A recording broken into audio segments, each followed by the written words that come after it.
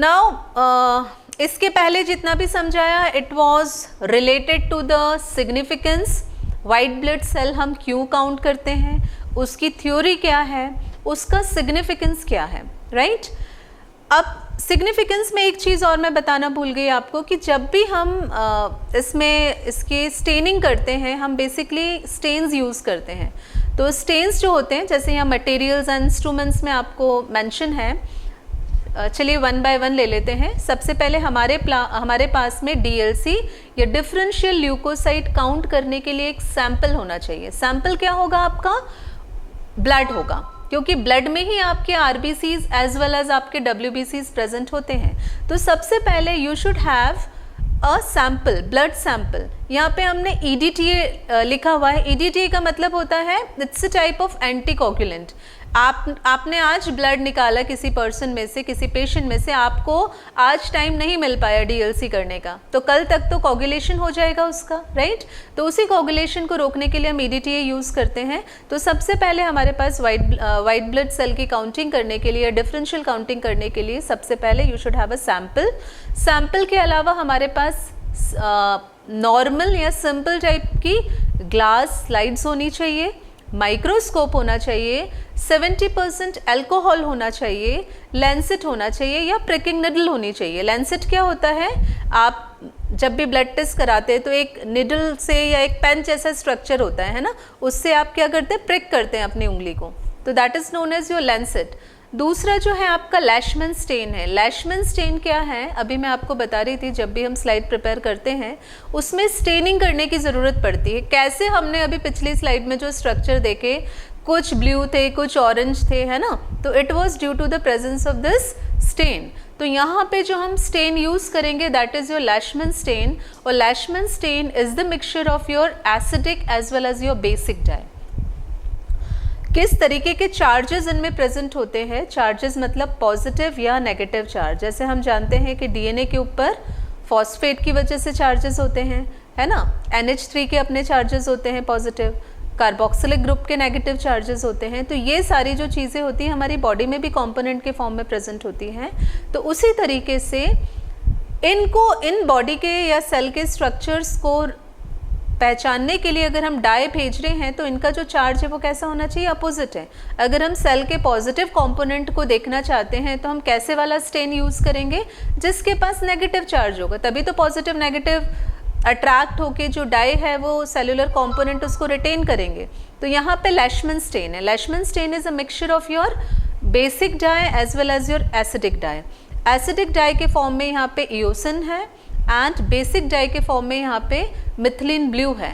और Leishman stand में ये दोनों ही स्ट्रक्चर्स प्रेजेंट हैं, क्योंकि हमें सेल के या वाइट ब्लड सेल के दोनों ही कंपोनेंट्स को स्टेन करना होता है।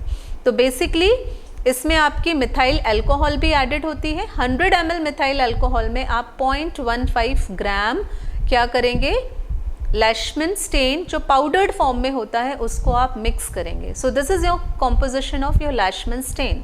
इसमें सॉल्वेंट के फॉर्म में आपका मिथाइल अल्कोहल यूज़ हो रहा है, ठीक है।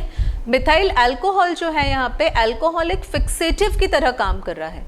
फिक्सेटिव का मतलब होता है कि सेल की जो न्यूक्लियस है उसको उसी स्टेट में मेंटेन रखना थ्रू आउट द एक्सपेरिमेंट। जब भी आप माइक्रोस्कोप में उसको ऑब्जर्व करोगे तो कैसा लगेगा, आपका जो सेल है वो इधर फ्लोट हो रहा है, उधर फ्लोट हो रहा है, राइट। तो उसको उसी करने के लिए जो भी चीज़ हम यूज़ करते हैं उसको हम बोलते हैं फिक्सेटिव। तो लैशमैन स्टेन में आपकी जो मिथाइल अल्कोहल है वो आपके फिक्सेटिव का काम करती है। कई जगह डिफरेंशियल सेल काउंटर भी यूज़ होते हैं, है ना। इसमें आपको मैनुअली करने की ज़रूरत नहीं होती। जैसे आपका बैक्टीरिया को काउंट करने के लिए कुछ काउंटर्स होते हैं, वैसे ही आपके वाइट ब्लड सेल को काउंट करने के लिए डिफरेंशियल सेल काउंटर्स होते हैं। तो यहाँ पे तो हम दोनों तरीके से करते हैं। स्लाइड प्रिपरेशन के बाद में डिफरेंशियल सेल काउंटर की मदद से भी कर सकते हैं, या किसी लैबोरेटरी में ये इक्विपमेंट नहीं है, ये इंस्ट्रूमेंट नहीं है, तो हम उसको मैनुअली भी कर सकते हैं।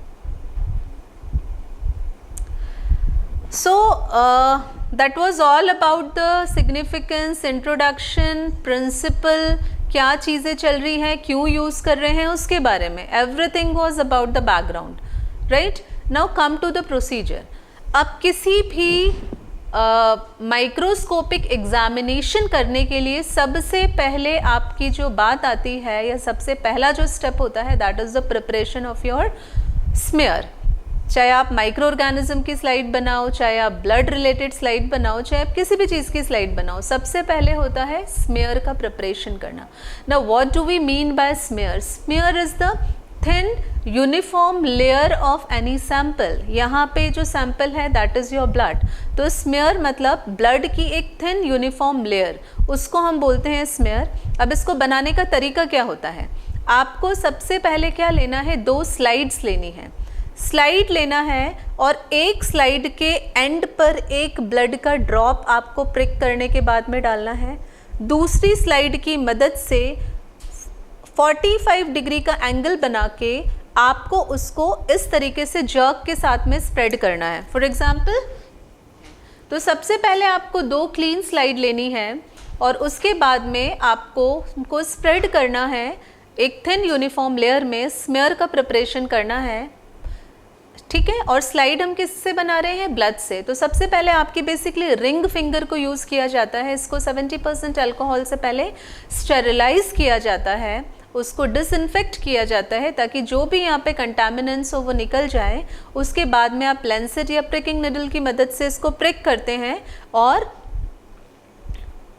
ये जो स्लाइड है उसके एक कॉर्नर पे आप ड्रॉप रखते हैं ब्लड की, और दूसरी स्लाइड की मदद से क्या करते हैं, उस ब्लड की ड्रॉप को आप स्प्रेड करते हैं, जिसको आप स्मेयर बोलते हैं।